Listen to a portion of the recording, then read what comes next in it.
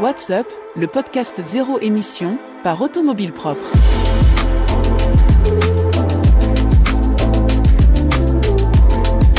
Vente de voitures électriques au premier semestre, l'Europe fait de la résistance. BYD et Uber s'associent pour électrifier massivement les VTC. Quand Barcelone révolutionne la recharge de voitures électriques grâce au métro. L'Audi A6 électrique enfin dévoilé officiellement et il y aura un break au programme. Enfin, encore du retard pour la petite Citroën IC3 qui n'en finit décidément pas de nous faire attendre. Voici pour les grands titres de l'actualité de la voiture électrique cette semaine. Mais ce n'est pas tout, nous retrouverons aussi l'essai de la semaine, celui de l'Audi Q6 e-tron. Le podcast ne prend pas de vacances, mais nous ferons quand même une petite pause sur les interviews au mois d'août pour mieux reprendre dès la rentrée. Bienvenue dans le podcast What's Up par Automobile Propre, épisode 128 du 3 août 2024. L'actu de la semaine. Contre toute attente et non sans à-coups, le marché des voitures électriques en Europe a continué de progresser au premier semestre 2024, atteignant un total de 950 000 unités vendues, soit une augmentation de 2% par rapport à l'année précédente. Cependant, cette croissance modérée cache des changements significatifs parmi les marques dominantes. Tesla et Volkswagen, autrefois leaders incontestés, ont perdu du terrain, tandis que BMW et les marques chinoises ont vu leur vente fortement progresser. La Tesla Model Y reste quand même la voiture électrique la plus vendue avec 101 181 unités, malgré une chute de 26% par rapport à la même période de l'an dernier. Elle est suivie par la Tesla Model 3, 58 400 unités, et le Volvo EX30 qui s'invite un peu par surprise à la troisième place du podium avec 36 980 unités. Les modèles chinois, notamment la MG4, ont également gagné en popularité avec 31 922 unités vendues. Les Volkswagen ID3 et ID4 se classent respectivement 5e et 6e. Les constructeurs chinois ont particulièrement bien performé avec une augmentation de 26% de leurs ventes, atteignant 70 000 unités. BYD, par exemple, a immatriculé 17 000 véhicules, surpassant des marques comme Nissan et Toyota.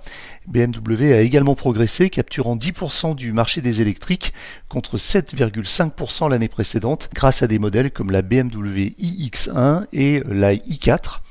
En revanche, Tesla montre des signes de ralentissement avec une baisse de 13% de ses immatriculations en Europe, passant de 185 200 unités à 161 600 unités exactement.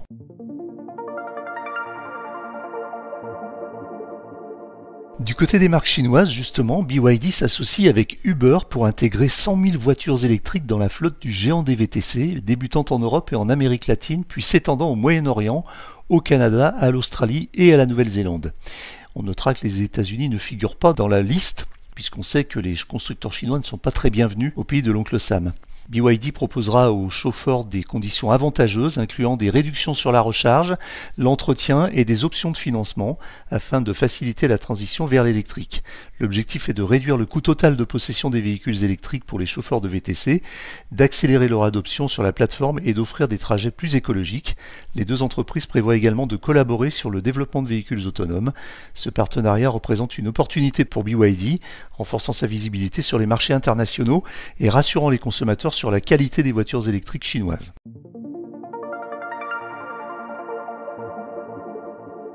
Dans le secteur de la recharge, la ville de Barcelone vient de lancer un projet révolutionnaire permettant aux voitures électriques de se recharger grâce à l'énergie récupérée lors du freinage des rames de métro.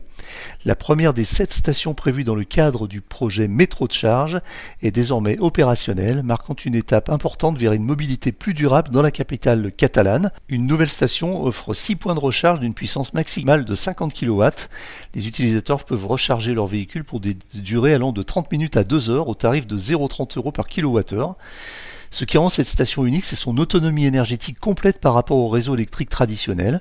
Elle utilise non seulement l'énergie récupérée lors des freinages de métro, mais aussi l'énergie solaire captée par des panneaux installés sur les toits des stations. Dans la métropole barcelonaise, 6 autres stations similaires sont prévenues dans les années à venir, renforçant l'engagement de la ville envers les solutions de transport écologique.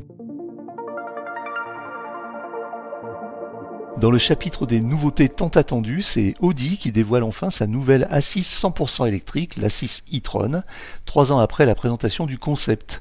Disponible en version berline Sportback et Break Avant, l'A6 e-tron promet une autonomie impressionnante allant jusqu'à 757 km en cycle mixte pour la Sportback. Basée sur la plateforme PPE, La 6 e-tron est proposée en deux configurations, une propulsion de 367 chevaux et une version sportive S6 Quattro de 503 chevaux et même 550 chevaux en overboost. La batterie de 100 kWh permet une recharge rapide jusqu'à 270 kW avec un temps de charge de 10 à 80% en seulement 21 minutes. L'intérieur se distingue par une multitude d'écrans dont un affichage tête haute en réalité augmentée. La commande vocale intègre l'assistance de ChatGPT. Les commandes débuteront en octobre avec des prix allant de 66 500 € à 93 000 € selon les versions et environ 105 000 € pour la S6 e-tron. Toujours dans les nouveautés qui se font désirer, on apprend que la nouvelle Citroën C3 électrique va connaître un délai supplémentaire dans ses livraisons, initialement prévu pour le deuxième trimestre 2024. Les premiers clients devront attendre la rentrée pour recevoir leur véhicule. Ce délai est attribué à des problèmes logiciels qui nécessitent encore des ajustements. Malgré sa présence en concession depuis juin, les modèles d'exposition ne sont pas totalement opérationnels, ils sont carrément pas roulants. Ce retard n'est pas unique à Citroën, d'autres constructeurs comme Renault avec la R5 électrique ou Porsche avec le Macan électrique ont également connu des retards similaires dus à des problèmes logiciels essentiellement.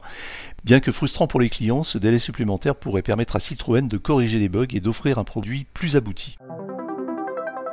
L'essai de la semaine. L'Audi Q6 e-tron est l'une des nouveautés majeures pour cette année chez le constructeur allemand. Initialement présenté au mois de mars, ce SUV 100% électrique débarque enfin avec de sérieux arguments à faire valoir.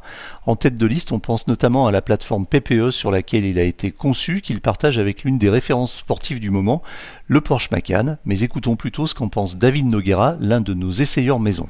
Ce Q6 e-tron, eh bien, ses dimensions sont les suivantes. Il mesure 4,77 m de long, 1,68 m de haut et 1,93 m de large. Le poids de notre version ici Quattro est de 2,4 tonnes et c'est sensiblement le même poids pour la version SQ6. Notre configuration Quattro propose, elle, 287 chevaux. La version SQ6, pour tous ceux qui voudraient avoir un petit peu plus de performance encore, eh bien, développe, elle, 360 kW, soit l'équivalent de 489 chevaux. Et il y aurait même une version 516 chevaux de 380 kW. Le bénéfice ici qui est associé à cette plateforme PPE et ses motorisations, eh bien, c'est que le constructeur allemand nous dit qu'ils ont réussi à améliorer l'efficience par rapport à la précédente génération de 30%. C'est considérable et donc on verra si les promesses en matière d'autonomie sont tenues.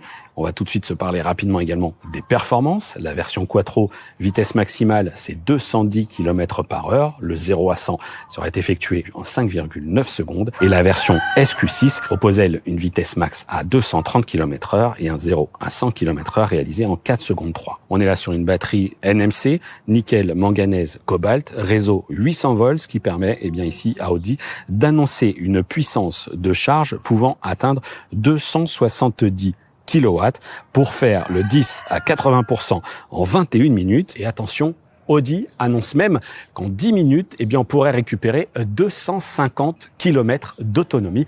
Voilà une jolie performance. Sachez également que sur la partie réseau AC, le chargeur embarqué, eh bien, propose une puissance de 11 kW, mais il faudra cette fois-ci 9 heures pour refaire le plein. Et de la même manière que sur Macan, eh bien, nous avons plusieurs modules, plusieurs cellules qui composent cette batterie. On est là en l'occurrence sur 12 modules de 15 cellules. L'objectif ici, eh bien, c'est de pouvoir intervenir, être capable de remplacer les modules ou les cellules défectueuses. On sait que c'est un véritable enjeu sur ces véhicules 100% électriques. Alors concernant l'autonomie associée aux différents modèles, eh bien, Audi communique sur une autonomie moyenne de 625 km WLTP. Alors il faut maintenant que je vous parle des tarifs et alors là, on est sur un modèle allemand et un modèle allemand premium. Et donc forcément, eh bien, la version Quattro va démarrer à 83 450 € en finition design.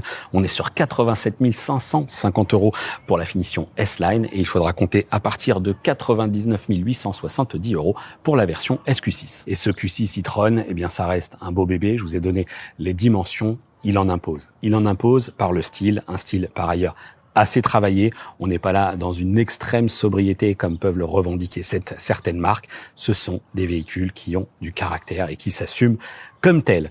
Et sur les nombreuses routes sinueuses que l'on a pu faire ici hors autoroute, et ben là encore, ce Q6 e-tron, il s'est avéré vraiment surprenant. Ça reste un gros SUV. chaussée de pneus en 21 pouces, dans une configuration qui, avec presque 600 kg de batterie dans ses 100 kWh bruts, va créer forcément de l'inertie. Il y a une masse qui est assez importante, mais c'est assez surprenant vraiment dans l'agrément de conduite. On peut rouler vite proprement, c'est souhaitable si on ne veut pas être surpris par justement la masse de ce véhicule, mais ça freine très très très bien. Et dans cette comparaison avec le Porsche Macan, justement, j'ai l'impression que sous certains aspects, c'est assez proche. Je retrouve des impressions, des sensations. Cette plateforme PPE que les deux autos se partagent, forcément, ça donne lieu à des similitudes.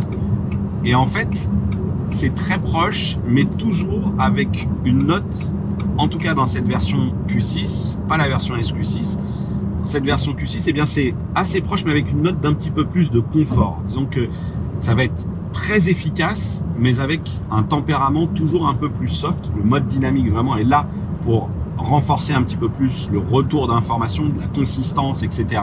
Ça freine très très bien, c'est précis, mais le Macan, lui, va être un chouille plus affûté, un chouille, voire peut-être parfois beaucoup en certaines situations.